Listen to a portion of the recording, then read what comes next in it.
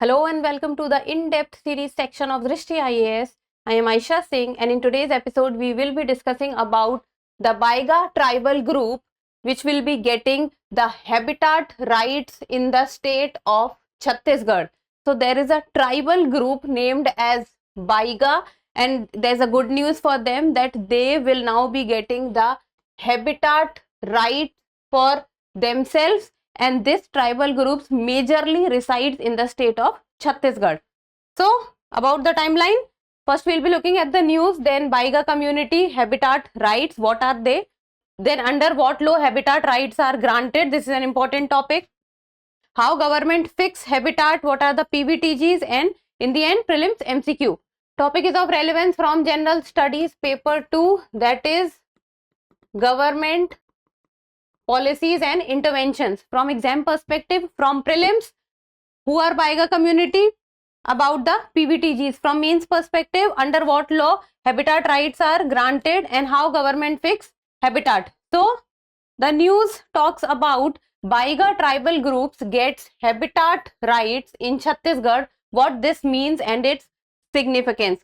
And the important point here to remember is that the Baiga tribal group is also a PVTG, that is the particularly vulnerable tribal groups. So PVTGs are the tribal groups which are among the scheduled tribes and are the most backward among the tribal groups. So the most backward among the tribal groups comes under the PVTGs, and there are in total 75 PVTGs in India, and among those 75 PVTGs, one of them is Baiga tribal group, and that is why the Baiga tribal groups becomes important. So what has happened is that the Baiga PVTG has become the second PVTG to get habitat rights in Chhattisgarh after the Kamar PVTG on August 9, 2023. And in the state of Chhattisgarh, the process for giving the habitat rights has started in the year 2021, and now the Baiga community becomes the second community of the state to get the habitat right. First is Kamar, second is Baiga, and all over also there are only 3 PVTG tribal groups which have got the habitat right, and one of the community is from Madhya Pradesh. So 1 from Madhya Pradesh, 2 from Chhattisgarh. So if we will look at the map of India, then Chhattisgarh is a state which you can say comes in central India, and its bordering states are Jharkhand, Odisha, Andhra Pradesh, Telangana, Maharashtra, Madhya Pradesh, Uttar Pradesh.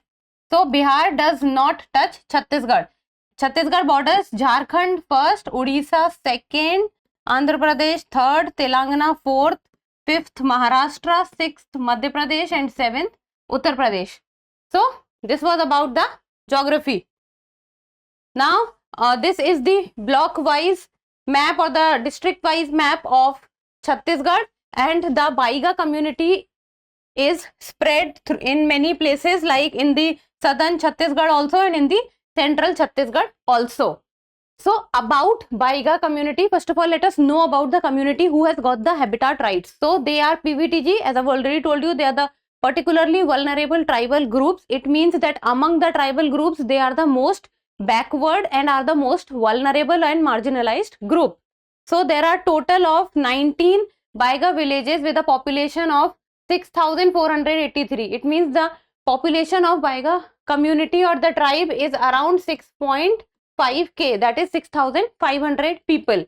And if we talk about family wise, then there are around 2,000 families, and they are one of the PVTGs, and they majorly live in Chhattisgarh, but apart from Chhattisgarh they are also found in other states like Jharkhand, Bihar, Odisha, West Bengal, Madhya Pradesh, and Uttar Pradesh. It majorly the surrounding regions, and they are dependent on the minor forest produce for their livelihood, and bamboo is the primary resource for them.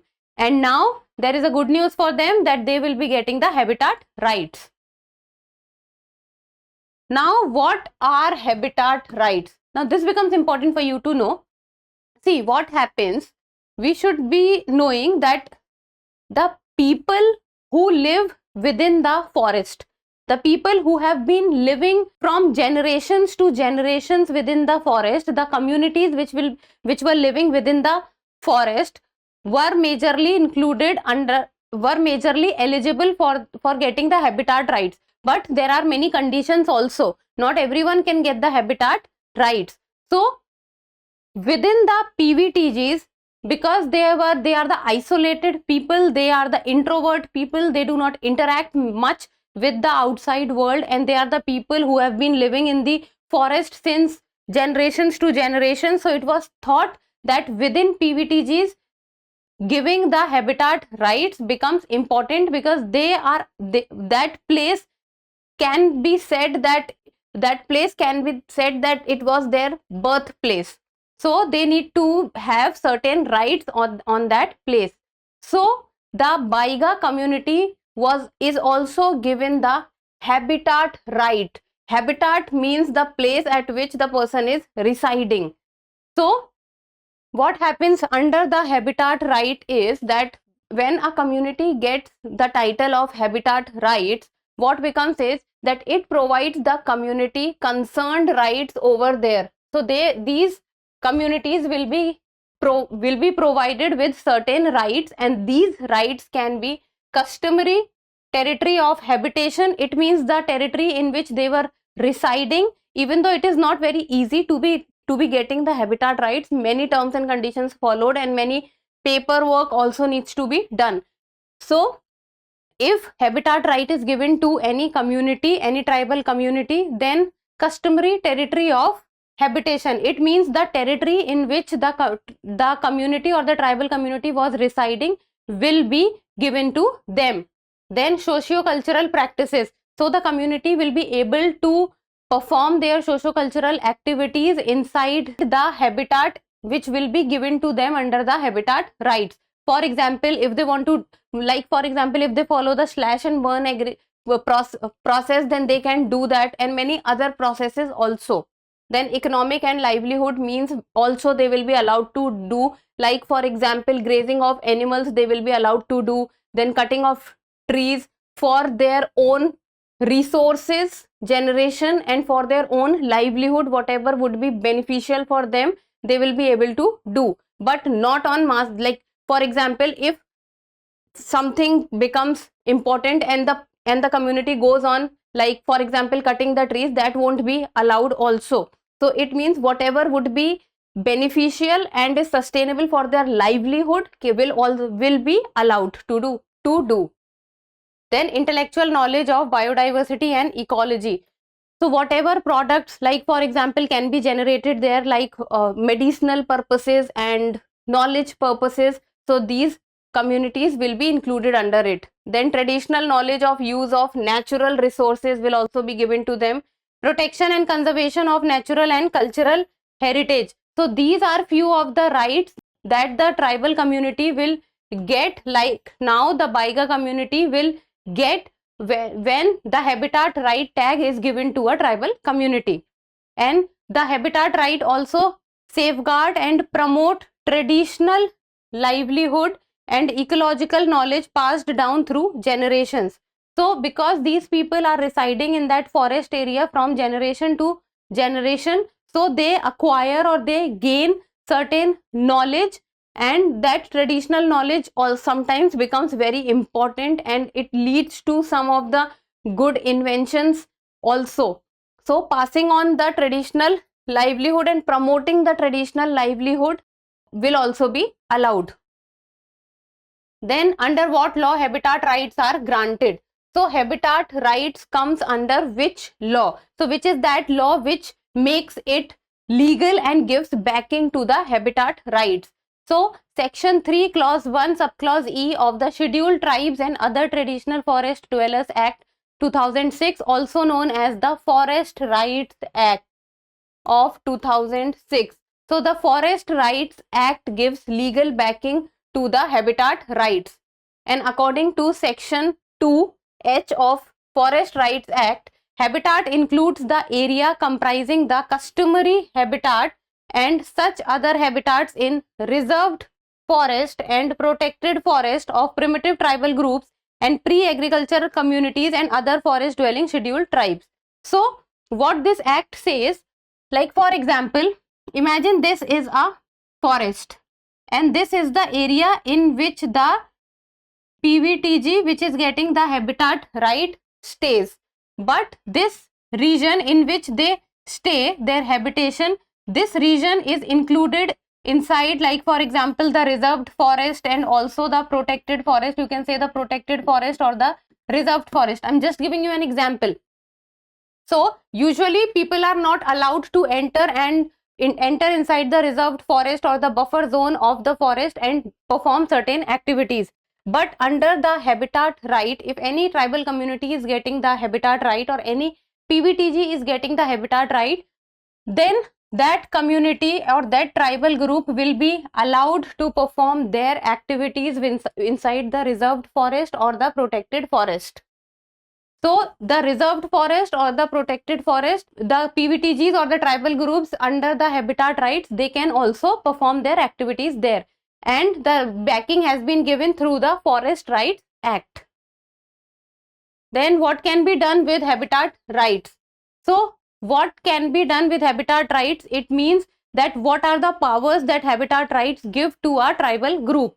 Then it will help the PVTG protect their habitat from developmental activities which they feel are harmful to them, like for example mining or any kind of construction activities on large scale. So any kind of these kind of activities will be harmful for them. So the habitat rights will protect them from these kind of developmental activities which are harmful for them. And the consent and consultation of the Gram Sabha will be needed for any developmental activity. It's not that anyone can give the permission that yes, these things will be allowed to do, but in the end the permission or the consent from the Gram Sabha becomes important. Then the forest rights have legal protection under the habitat rights were given legal protection because of the Forest Rights Act, and the Forest Right Act gets legal protection and gets its backing because of the Forest Conservation Act, Land Acquisition Law of 2013 and the ST/SC Prevention of Atrocities Act. So these three acts give legal backing to the forest rights. So these are few of the power that the habitat rights give to the tribal groups. Now how does the government fix a habitat? Now when the government has to see that whatever claim the tribal group is saying or is putting or is raising that this much habitat belongs to them, then how the government, you can say the state government, it actually decides that whether these claims which are raised by the tribal groups, whether they are correct or not. So what is the process that the government follows, that yes, this is how the habitat would be selected for the tribal group. So the procedure guidelines given for this purpose in 2014 by the Ministry of Tribal Affairs.